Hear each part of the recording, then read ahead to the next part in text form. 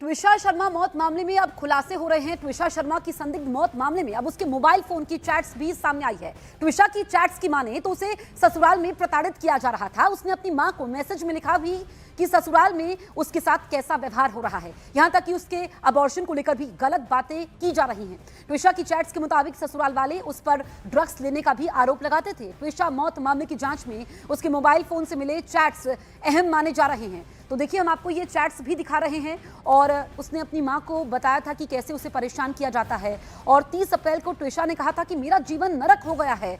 7 मई को लिखा, मुझे ले जाओ, ये जीने नहीं देंगे। तो हम आपको पूरी टाइमलाइन भी बता रहे हैं। देखिए, पहले वो कहती है कि मैं हैंडल कर लूंगी, लेकिन जब पानी सर से ऊपर चला गया उसके बाद ट्विशा ने अपनी मां को लिखा कि उसका जीवन नरक हो गया है। सास गिरिबाला सिंह ने कॉल रिसीव किया। देखिए, 12 मई को भी क्या हुआ कि ट्विशा के परिवार ने ट्विशा को देखने की मांग की। परिवार को बताया गया कि ट्विशा सांस नहीं ले रही है। ये 12 मई की रात लगभग 10:10 पर बातचीत होती है। और आप देखिए कि उससे ठीक पहले ट्विशा अपनी मां को बताती है कि वो काफ़ी परेशान है। और देखिए, जो कॉल चल रहा होता है उसी बीच पति समर्थ की कमरे में एंट्री होती है। अब आप ये चैट्स देख लीजिए जो सामने आई है। अहम सुराग भी है, जो ट्विशा की सुसाइड मिस्ट्री है उसको लेकर के कई सवाल खड़े हो रहे हैं। और ये देखिए, इसमें ट्विशा ने लिखा है कि इन सबको ये लगता है कि मैं ड्रग्स लेती हूँ।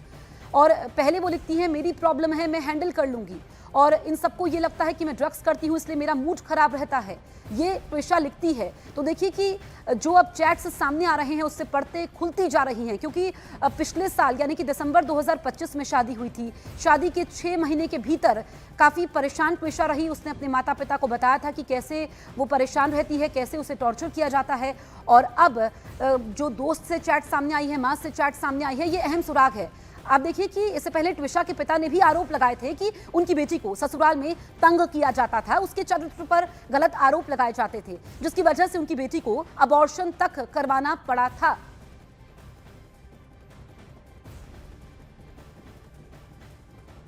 तरह तरह के अब्यूज़ किया गया, उसको बोला गया कि ये तू प्रोस्टिट्यूट है, ये किसी और का बच्चा है। इस तरीके से गंदी बातें शुरू हो गई थी। लड़की बहुत स्ट्रेस में, उसने जो है बोला कि पापा मैं ये इस कंडीशंस में तो इन बच्चे को नहीं रख सकती, ये फोर्स कर रहे हैं कि मैं इसको, तो एक फोर्स टर्मिनेशन को उसने कहा मैं आपसी सहमति से करना चाहती हूँ। तो उसने जो जाकर के एक सहमति से टर्मिनेशन करा दिया था।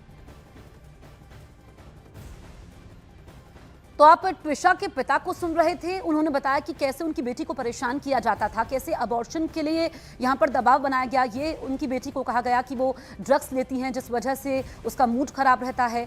और आप देखिए कि शादी के बाद ट्विशा भोपाल शिफ्ट हो जाती है और हालात ज़्यादा बदल जाते हैं। शादी के बाद फंदे से लटकने की वजह से मौत हुई है। हालांकि जो रिपोर्ट सामने आई है उसमें चोट के निशान भी मिले हैं। मौत से पहले मां से आखिरी बातचीत हुई थी।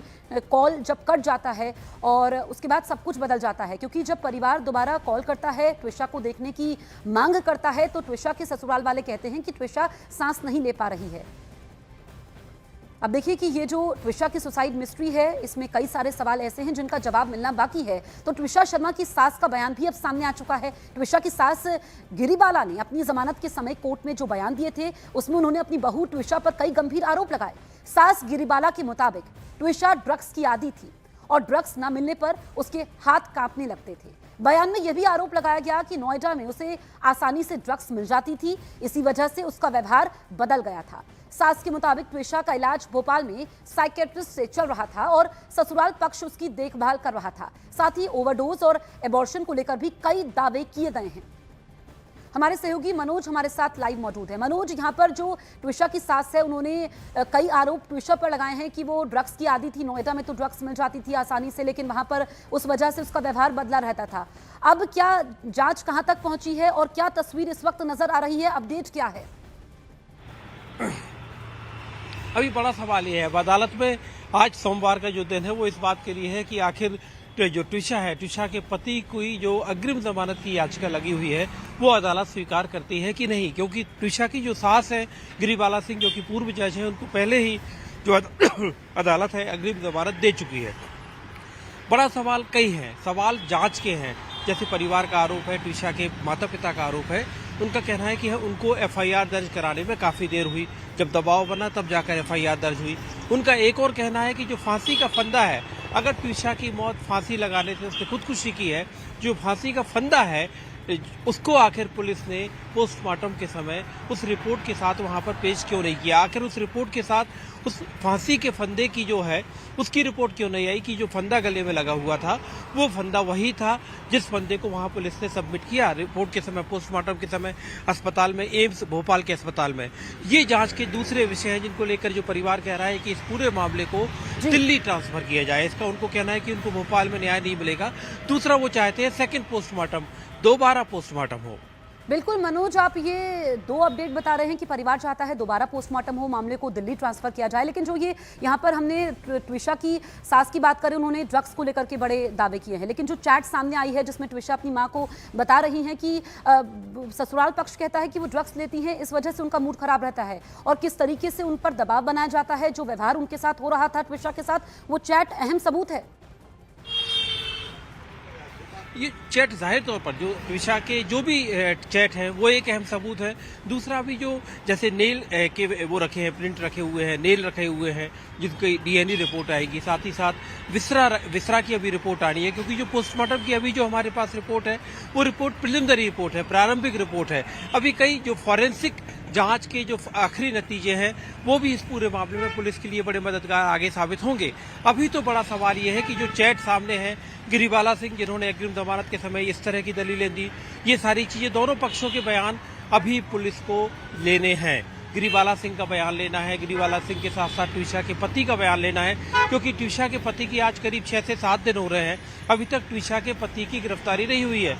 भले ही उनकी अग्रिम जमानत की याचिका अदालत में पेंडिंग है, लेकिन उनकी गिरफ्तारी अभी तक पुलिस नहीं कर पाई है। अभी तक ट्विशा के पति का बयान दर्ज पुलिस नहीं कर पाई है। तो जाहिर तौर पर जब सबके मनोज, बयान आप होंगे, हमारे साथ लौटेंगे हम आपके पास। देखिए, मॉडल ट्विशा के पोस्टमार्टम में भी बड़ी लापरवाही के आरोप लगे हैं। बताया गया कि पुलिस ने डॉक्टरों को वो फंदा ही नहीं दिया जिससे ट्विशा के सुसाइड करने की बात कही गई।